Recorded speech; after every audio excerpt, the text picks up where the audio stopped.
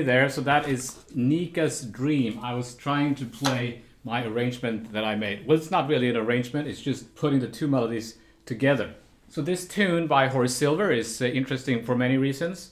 There are kind of two melodies at the same time. Most people just play the top melody that is usually played by the trumpet, but there is also another melody underneath it, and as a guitar player we can play both, kind of.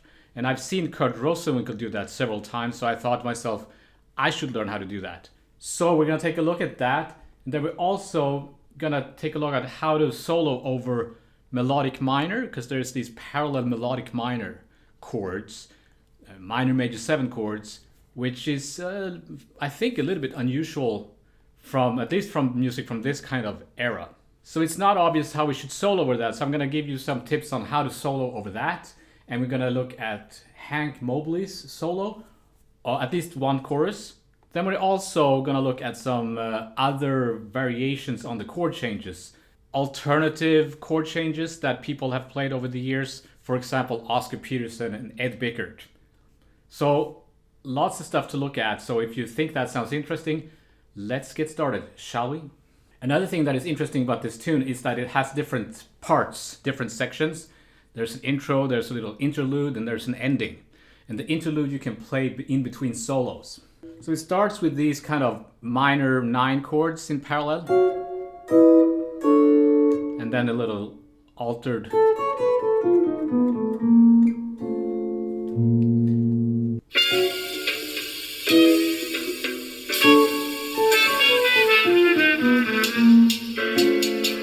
So this is the famous recording with the Jazz Messengers, right? But it's slowed down, so I hope the algorithms don't find me.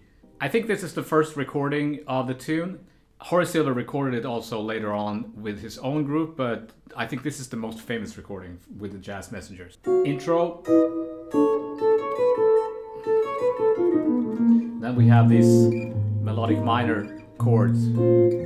It's almost like that tune Copacabana.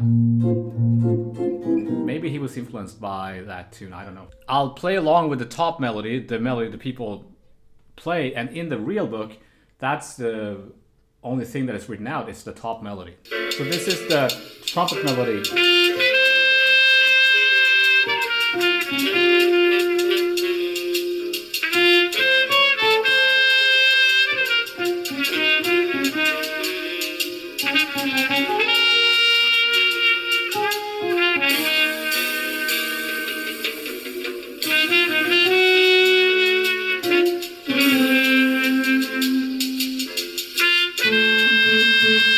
This is the sax.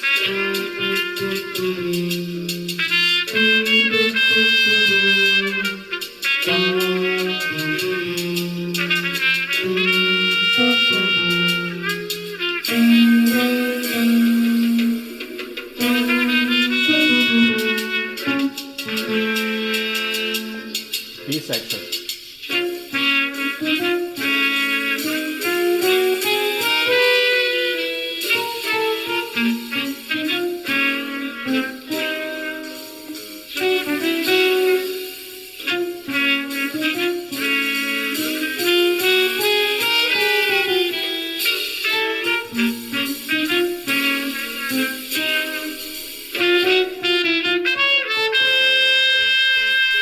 Then there's a little interlude.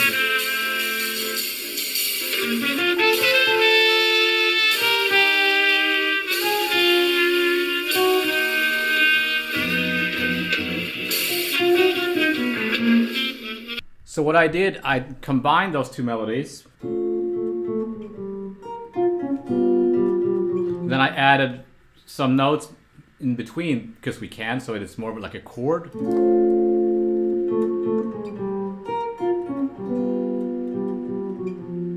I think it's also cool just to play the two melodies without the chord.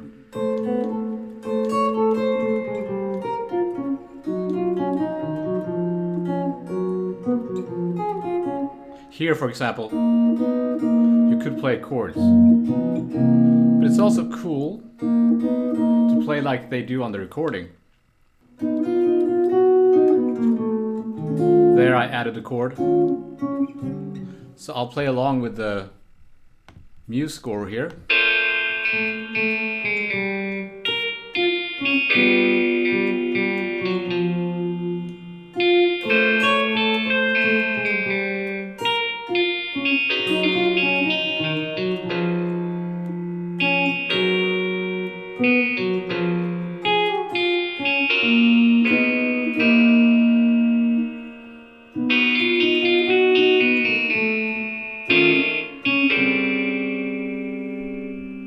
So I changed the note at the end there. It's supposed to be an A, but I think it sounds better with a G on the guitar anyway.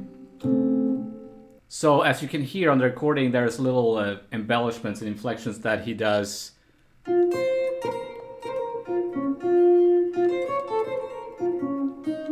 And here, that it's not in the notation, but you don't need to notate everything. You leave something for whoever's going to play the melody to add their own flavor. So that's the A section, and those are the chords for the melody. This is one of those tunes where there's a different set of chords for the melody or the head, and a simplified version of the chords for the solo section, which we're gonna look at later.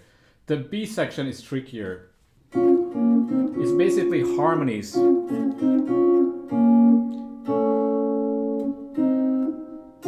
Thirds at first, and then sixths.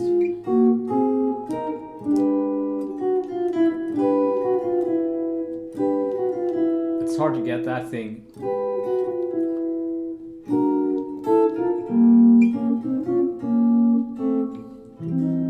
So I'll just play it with the muse score here, and then I'll talk about some of this stuff.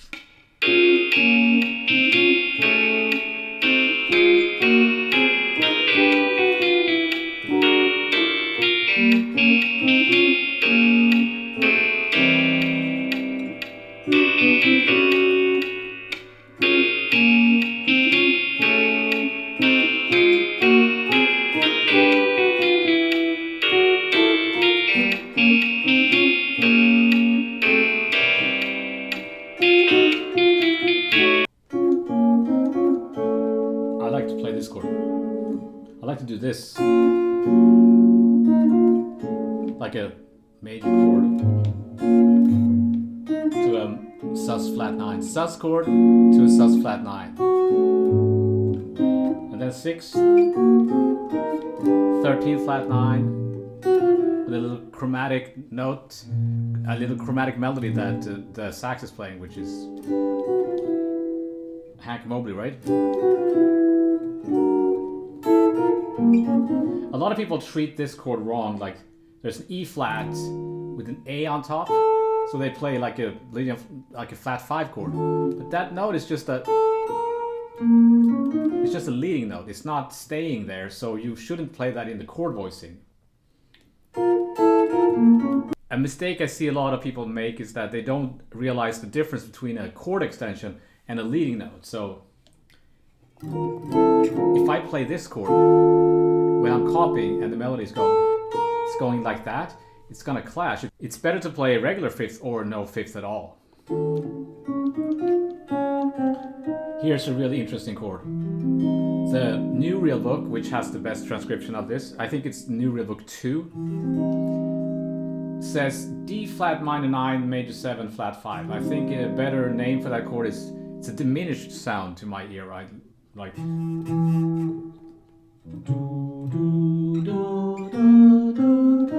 so diminished 9, diminished major 7 9.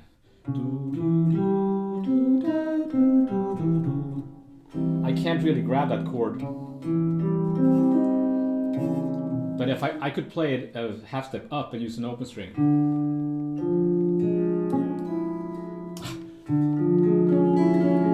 That would be a D diminished major 7 9. So you can, when you have a major 7 chord, if you want to stretch things in your reharm, you can play a diminished major 7 chord, which is exactly what they're doing there. And it's also kind of edgy for the time that this tune came out, I think. And And then this half step above, approach,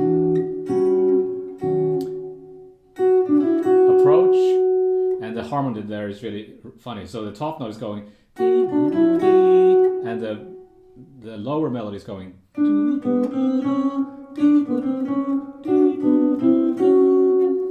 That's kind of interesting. Then the whole thing comes back.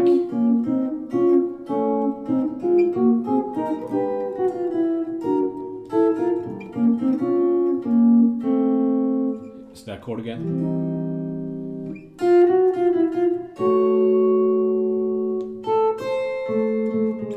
Then we're back. Then there's this interlude.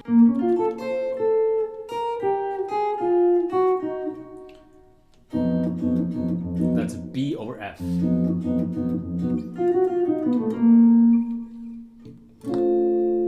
I guess you could play chords under that.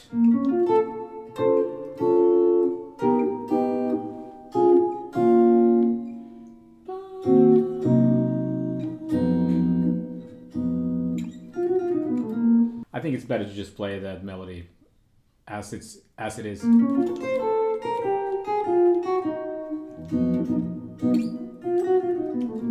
Then there's also an ending of the tune we should not forget. We need to look at that.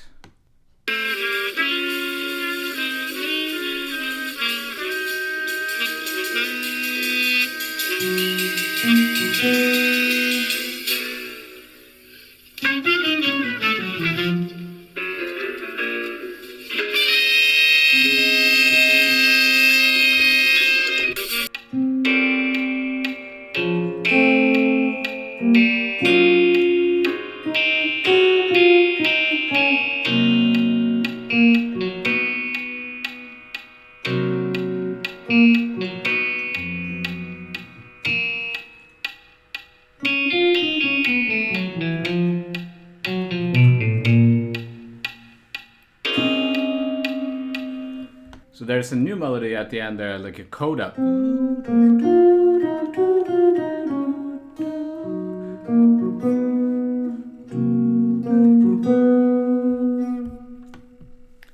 then this thing, and then a little. Then he ends on a minor 11, which is kind of backwards because usually you would play minor 9s, minor 11s, and then end on a minor major 7. It's very common to end on a minor major 7 chord, right? Like James Bond. But here it's backwards. They end on a regular minor 9 chord where they use the minor major 7 chord in the tune. Hopefully that will give you some ideas on how you can play those melodies at the same time. And I have this arrangement written out in PDF form on my Patreon page for my patrons. Okay, so let's look at Hank Mobley's solo.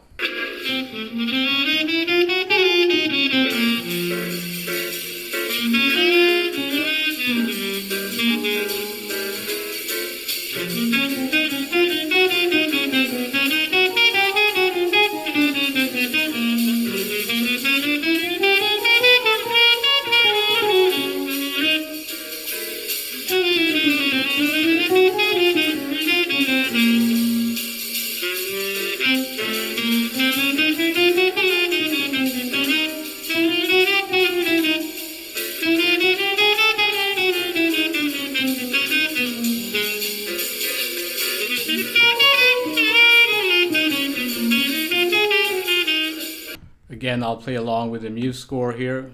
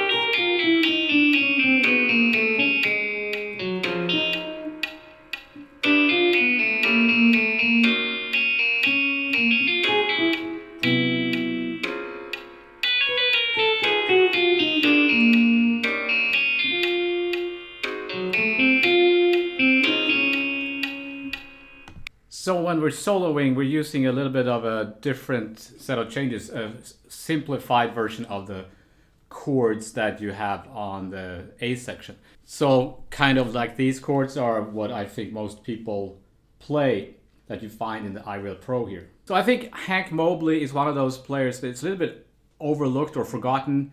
If we want to learn how to play jazz, people always say study Charlie Parker and learn John Coltrane.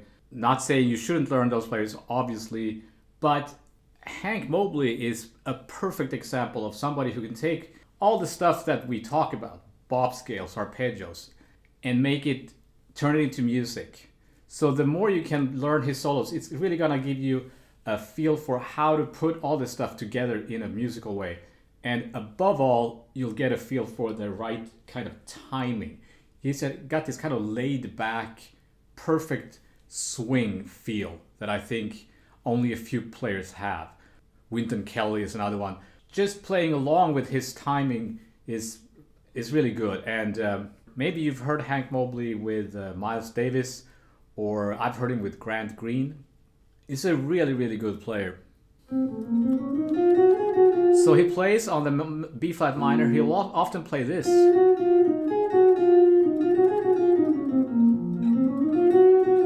So you might say, well, he's playing Aeolian. I don't think so. I think he's kind of imagining a dominant there. Anytime you play on a minor chord, you can play like as if the dominant was there, you know.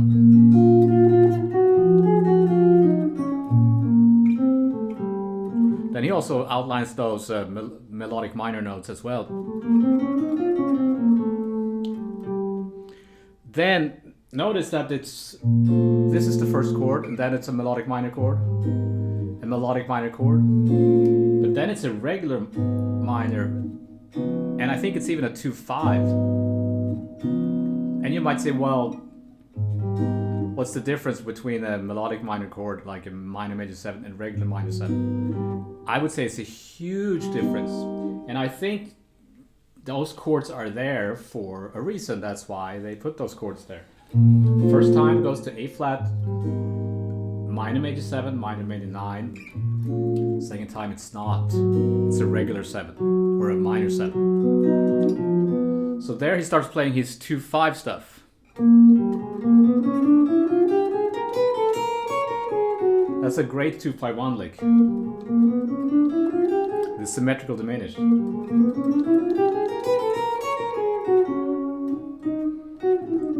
Then he plays like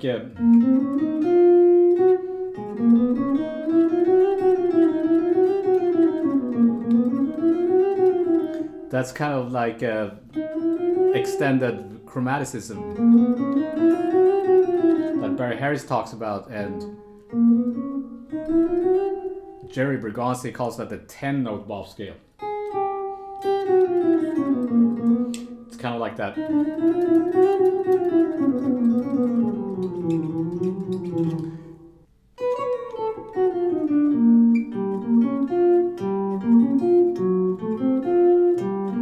Over the E flat. Sounds like a Django tune, Djangology. So you could ignore that E flat and treat that as an E flat minor 7 if you think it's easier. I think the real book has those changes if you think that's easier. So that was Hank Mobley solo, and again this PDF, if you want to look at that, is on my Patreon page. Try to learn as many Hank Mobley solos you can. It's kind of easy to transcribe. It's not the hardest to transcribe. It's a lot harder to transcribe Charlie Parker, I think. Alright, so let's talk about these two chords. I'll make a little vamp. You might want to spend some time just to those two chords, so maybe record a little vamp.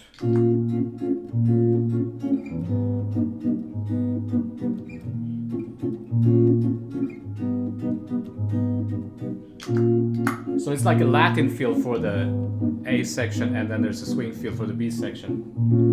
Then just maybe try to play those melodic minor scales, so B flat melodic minor to A flat melodic minor.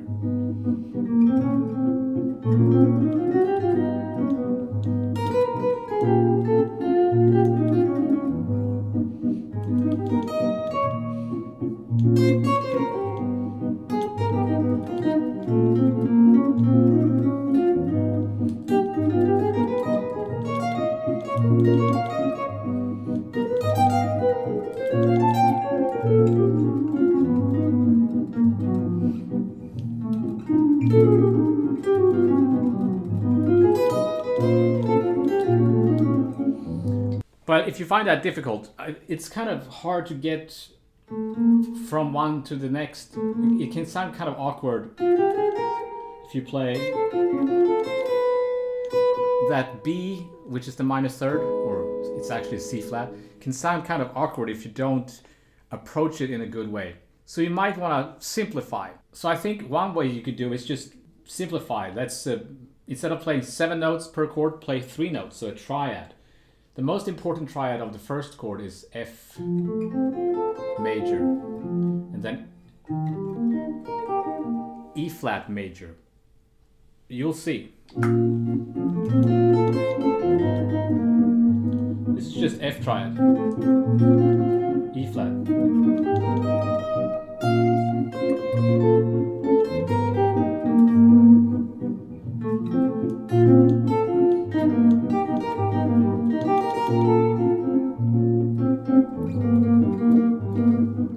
You want to avoid this kind of, it's easy to fall into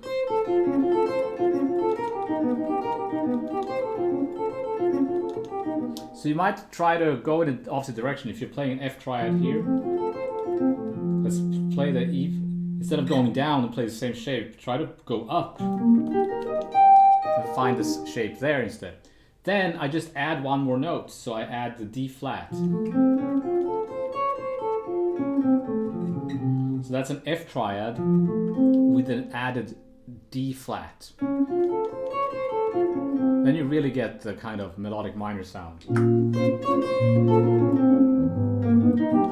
But I'm thinking about that triad.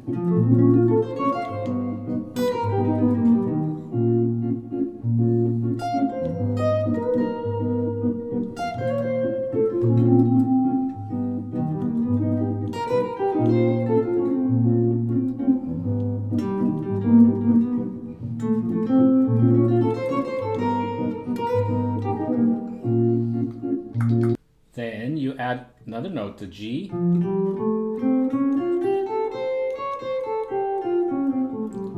You get a, what is it, major 7, F major pentatonic with a flat 6. F major flat 6 pentatonic. To E flat major flat 6.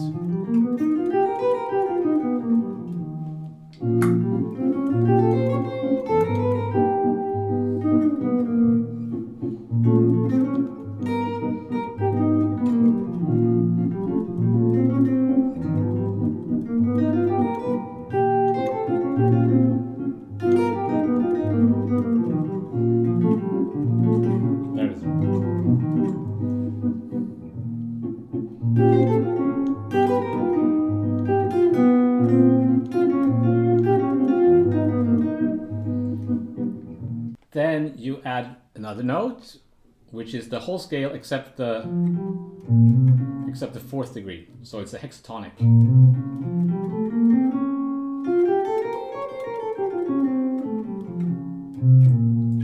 So B flat melodic minor with no E flat. I've skipped the 4th degree.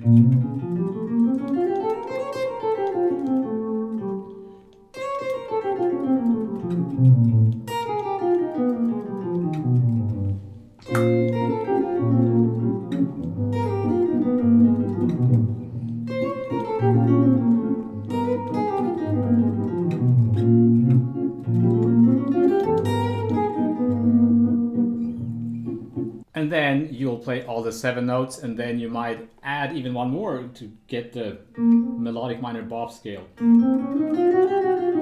which Barry Harris calls the minor. Barry Harris calls that scale the minor 6 diminished.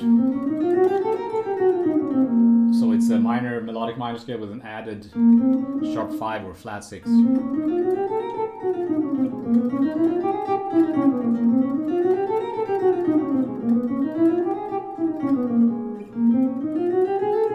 That's what Hank Mobley does in the solo. He goes up to the 7.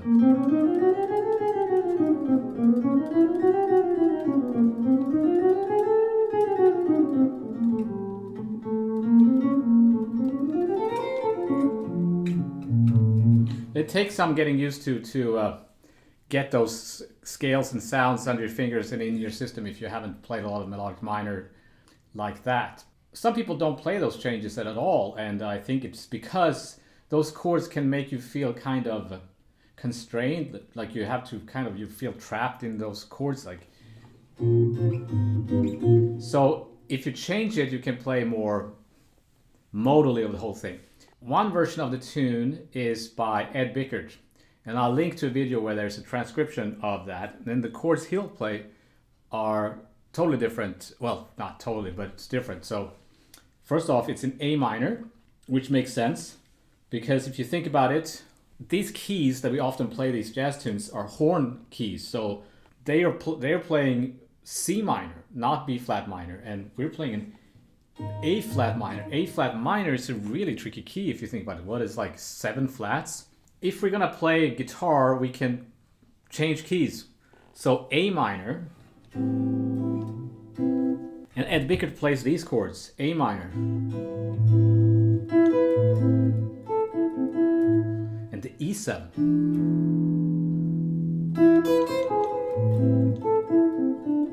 And then it does this thing, G minor, C, F, B flat, instead of that altered chord, and B minor 7 flat 5 to E, to A minor. In the B section, D minor, G, E, D7, G, and then the half step.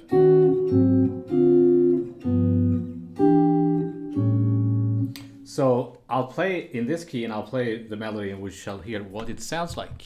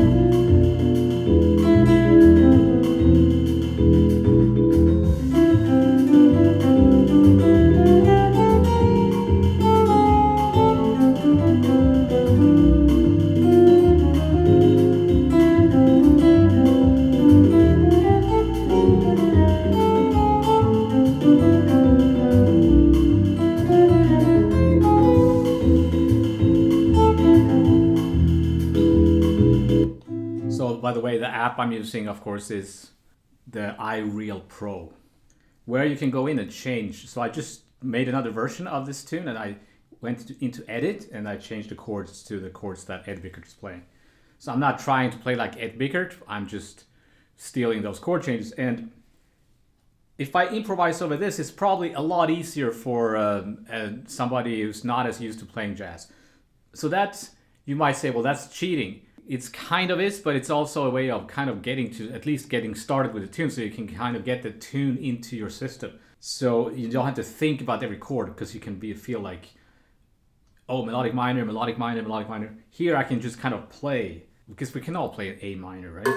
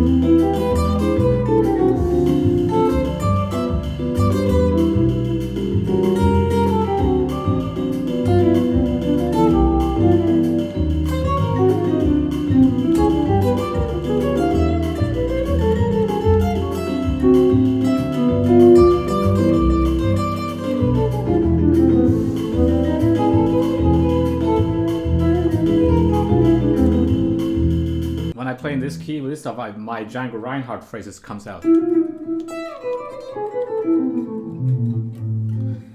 Oscar Peterson even plays a 2 chord. So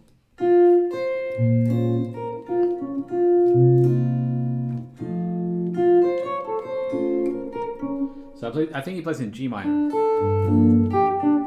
So A minor. And you might think was A minor flat, A minor 7 flat 5, but no, he's actually playing an A minor 7. You can hear the 5th.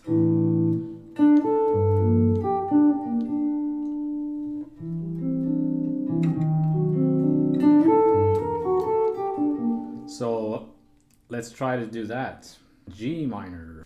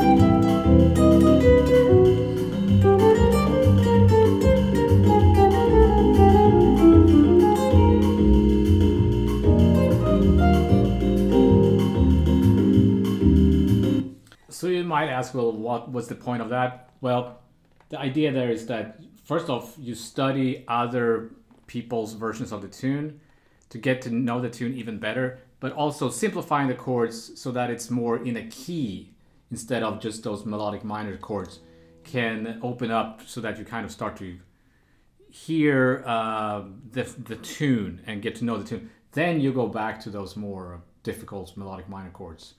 I think it's a good idea to learn as many versions of a jazz tune as possible, or listen to as many versions, this, especially with those great players.